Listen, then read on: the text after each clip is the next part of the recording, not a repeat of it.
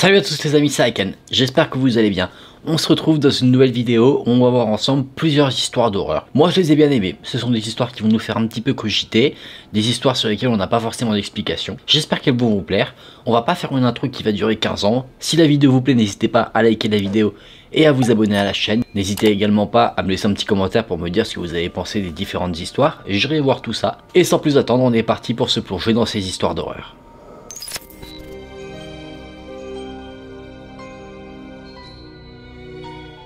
Il y avait une jeune femme en Corée qui a subi une opération. Elle a subi l'opération parce qu'elle était aveugle d'un œil. Donc souhaitant retrouver la vue de cet œil-là, elle a décidé de subir une opération et on lui a fait une transplantation de la cornée. L'opération s'est très bien passée, ça a été un succès et rapidement elle a donc été libérée de l'hôpital. Cependant, une semaine plus tard, elle était absente à son travail. Mais c'est pas tout. Ses amis n'arrivaient pas à la joindre, quand on l'appelait sur son téléphone elle ne répondait pas, donc au bout d'un moment l'inquiétude s'est fait sentir. Ses parents étant assez inquiets ont décidé d'aller directement chez elle pour voir ce qu'il en était. Ils ont frappé à la porte d'entrée mais personne n'a répondu. Du coup, ils ont appelé la police. La police eux n'ont pas toqué à la porte, ils ont directement défoncé la porte pour voir ce qu'il y avait dedans. À l'intérieur de l'appartement, ils tombent sur un spectacle effrayant. La jeune femme gisait sur le sol, dans une mare de sang. Elle avait sectionné ses poignets, ce qui a fait qu'elle s'est vidée de son sang. Ses parents étaient dévastés quand ils ont appris la nouvelle. Ils n'arrivaient pas à comprendre pourquoi leur enfant avait fait une telle chose.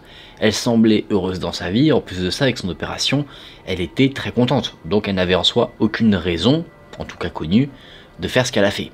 La police a rapidement enquêté sur place et ils ont remarqué que tous les miroirs avaient été saccagés et toutes les surfaces réfléchissantes avaient été recouvertes. Ils ont trouvé, sous le lit de la jeune femme, un journal.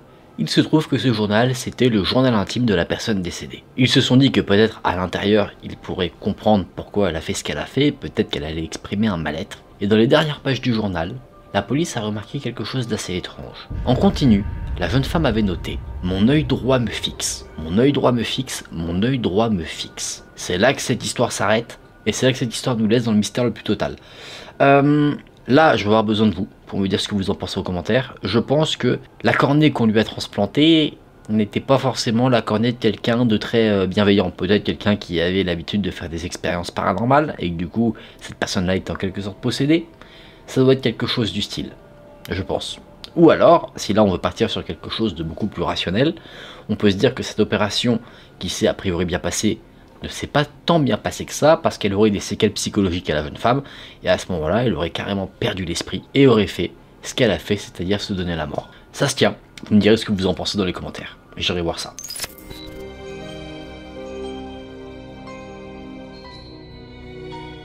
Vu que l'été approche, on va se faire une petite histoire qui se passe en été. On était une nuit chaude d'été, une jeune fille, Julie, était en train de nager dans sa piscine chez elle avec son petit ami. Tout se passait très bien, à un moment donné il décide de se faire des petits câlins, le petit ami se trouve derrière Julie, il enroule ses bras autour d'elle et lui fait un bisou sur l'épaule. Ils sont en train de regarder le ciel bien dégagé et ils réfléchissent à leur futur ensemble. Quelques minutes plus tard, ils entendent des bruits étranges qui viennent des buissons qui entourent la piscine.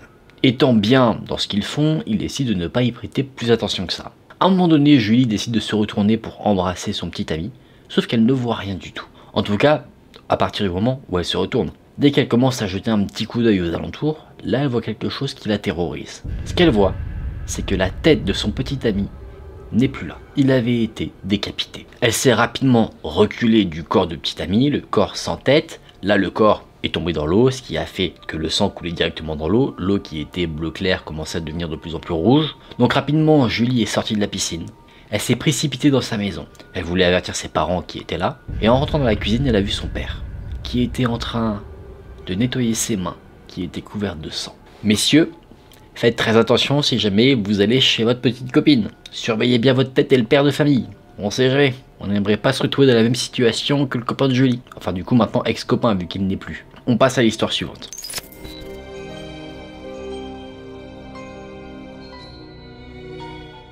Il y a une femme qui faisait des rêves régulièrement. Elle rêvait qu'un homme masqué essayait de la tuer. Vous savez, quand on rêve, des fois on a du mal à se souvenir de ses rêves à notre réveil. Eh bien elle se souvient à chaque fois parfaitement du masque de l'homme qui essaye de la tuer. C'était un masque qui avait des pics sur le dessus, il n'y avait pas de trou pour les yeux et en guise de bouche il y avait une fermeture éclair. Ce masque était fait de peau, et une nuit, elle a fait à nouveau un cauchemar. Dans ce cauchemar, elle regardait au travers de la fenêtre de sa chambre, et elle a vu cet homme masqué qui à chaque fois veut la tuer, marcher dans son jardin en direction de sa maison. Là, la jeune fille se réveille. Elle tremble de peur, elle a du mal à se remettre de ce cauchemar, et d'un coup, elle entend la sonnette de sa maison qui est utilisée. Elle prend sa robe de nuit, et elle décide d'aller voir ce que c'est, donc elle descend les escaliers. Doucement, elle ouvre sa porte d'entrée, et ce qu'elle voit, c'est qu'il n'y a rien. Personne, nada, rien du tout. La femme jette un petit coup d'œil, et c'est quand elle pose ses yeux sur le sol devant sa porte d'entrée qu'elle voit quelque chose. Elle voit le masque qu'elle voit en cauchemar, juste devant sa porte d'entrée. Ça, c'est quelque chose de très chaud. T'imagines, tu rêves d'un truc qui t'effraie, et tu le vois dans la vraie vie, ça doit être horrible. Tu te dis comment c'est possible. D'un côté, on peut se dire que peut-être elle a déjà vu ce masque plusieurs fois, peut-être quelqu'un qui la suit, et qu'en fait elle n'y a jamais prêté attention, mais vous savez, quand on rêve, on peut rêver de personnes qu'on a l'impression d'avoir jamais vues, alors qu'en fait ce sont des gens qu'on a juste croisés dans la rue. Ça se trouve, elle a croisé un individu qui portait ce masque qui l'avait ciblé, je sais pas, qui faisait du stalk ou quelque chose comme ça.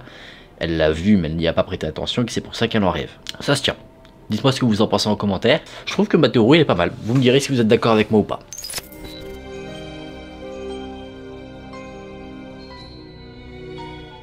Il y avait un petit garçon qui avait peur de tout.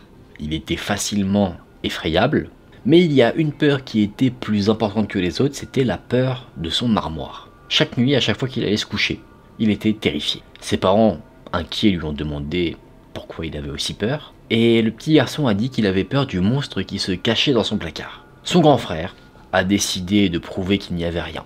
Donc une nuit, il s'est faufilé dans la chambre de son petit frère et il s'est caché dans le fameux placard. Il a refermé la porte derrière lui, et quelques minutes plus tard, le jeune frère qui lui était apeuré de tout, a entendu des cris. Ces cris venaient de l'armoire, et du coup, ayant peur de tout, au début, il décide de se planquer sous sa couette. Mais au bout d'un moment, il se rend compte que les cris ressemblent aux cris de son frère, donc il se dit « Ok, mon frère me fait une blague ». Une minute après avoir fait cette constatation, il n'y a plus aucun cri. Le seul son qu'il y a, c'est le silence. Du coup, il n'y a pas de son. Avec précaution, le jeune garçon se dirige vers son armoire. Doucement, il en ouvre la porte. Et ce qu'il voit, c'est qu'il n'y a personne à l'intérieur. Le frère s'est fait enlever par le monstre de l'armoire. Vous avez déjà eu, vous, la peur genre du monstre sous le lit ou du monstre du placard? Moi, j'ai jamais eu ça. Je sais que c'est quelque chose d'assez cliché en soi. Est-ce que vous aviez une peur comme ça, je sais pas, la peur du monstre dans le frigo, la peur du monstre dans le placard, ce genre de choses? C'est quoi votre peur d'enfant, on va dire? Ça pourrait être intéressant en soi d'avoir une vidéo pour recenser un peu vous aviez peur de quoi, tu vois. Ça serait cool. Dites-moi ça en commentaire et puis comme ça, si à l'avenir je veux faire une vidéo sur le sujet, j'irai dans les commentaires de cette vidéo et puis comme ça je pourrais piocher le tout.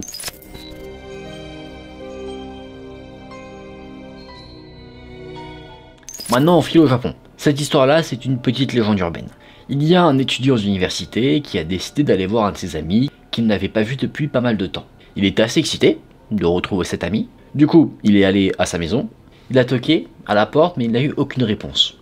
Pourtant, un rendez-vous avait été fixé, donc son ami aurait dû être là. Il a patienté quelques instants et là il a reçu un message de son ami qui lui disait « Rentre, je suis dans ma chambre ». L'étudiant rentre donc dans la maison, il va dans la chambre de son ami et là il trouve son ami qui est caché sous les couettes. Là, les retrouvailles se font, les deux jeunes hommes parlent un petit peu et l'étudiant qui est allé rendre visite à son ami trouve que il y a un truc qui va pas. Son pote qui se planque sous la couette, il a un comportement étrange. Il ne notifie pas plus que ça et à un moment donné, le temps passe et il se dit « Ok, je vais rentrer chez moi ». Il se lève pour partir et là son pote qui était planqué lui dit « Tu ne peux pas partir ». Mais il lui dit ça avec un visage apeuré.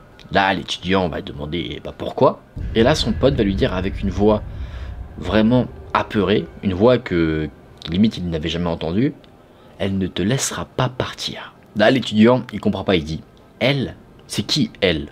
Il regarde aux alentours, il n'y a personne dans la pièce et il n'y avait personne dans la maison. Là son pote il va pas répondre à ces questions, il va juste dire si tu t'en vas, elle va te suivre et elle va te tuer. Là, malaise. L'étudiant il regarde son pote avec un air d'incompréhension, il ne comprend pas de quoi il parle. C'est là que silencieusement l'ami apeuré va pointer du doigt un coffre qui se trouve dans un coin de la pièce. Quand l'étudiant pose ses yeux sur le coffre, un frisson parcourt tout son corps. Il voit que dans l'espace qui fait 5-10 cm à l'ouverture du coffre, il y a des yeux qui le regardent fixement. Des yeux qu'il reconnaît comme les yeux d'une femme qui tient dans sa main un pic à glace. C'est là que cette histoire s'arrête. Quand tu lis ce genre d'histoire, au bout d'un moment, tu te dis, vaut mieux vivre sa vie en solo et ne pas avoir de potes. Hein. Tu vois la galère dans laquelle ça peut te mettre? Franchement, tu préfères quoi? Vivre ou avoir des potes? Bon, après là, c'est particulier. C'est un pote qui ne l'a pas vu depuis longtemps. Donc tu peux te dire, plutôt que de ne pas avoir de potes, ne revoyez pas vos potes que vous n'avez pas vu depuis longtemps. Alors c'est pas vrai, hein. Ne vous mettez pas une parano comme ça. Au pire, dans cette situation-là, ce que tu peux faire, tu vois qu'il y a la femme bizarre qui est dans le coffre, tu prends un petit cadenas là, tu verrouilles le coffre, problème réglé. Je sais gérer les situations les plus effrayantes assez sereinement. Donc si jamais vous avez un fantôme chez vous ou un truc comme ça, vous m'appelez et on trouve une solution. Pour pas se laisser faire par des fantômes quand même.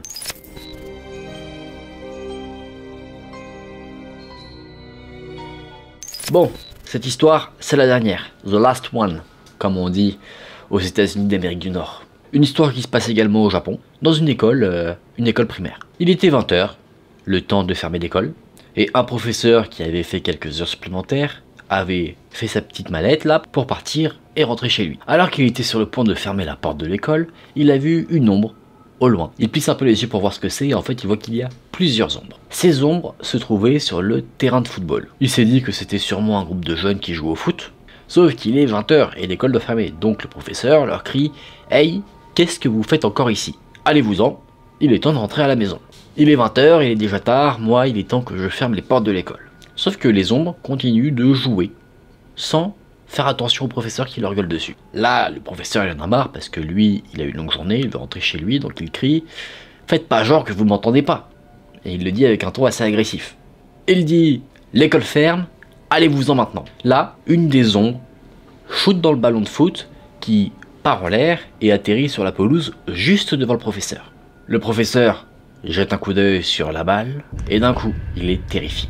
Il est carrément tétanisé, il n'arrive plus à bouger un membre de son corps. Parce que le fameux ballon n'était en fait pas un. Ce que c'était la tête décapitée d'un jeune garçon. Là, le professeur a relevé les yeux vers le terrain de football et les ombres qu'il voyait avaient disparu. C'est là que cette histoire s'arrête. On peut partir sur du paranormal, comme on peut partir sur du creepy pur et dur. Comme quoi, le groupe de personnes que l'homme a vu, en fait, ce sont des personnes qui ont tué un jeune garçon et qui s'amusaient à faire du foot avec la tête du jeune garçon. Et les mecs se sont barrés vite fait quand le professeur était en train de regarder la tête à ses pieds.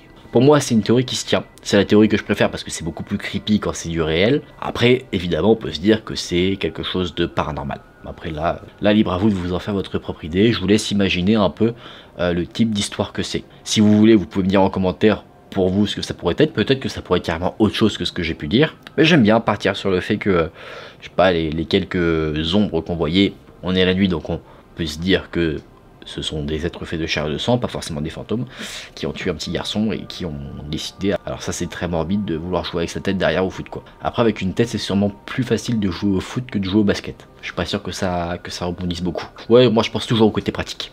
Bon les amis, on en a fini pour ces histoires, on se remet dans une ambiance beaucoup plus chill pour en débriefer.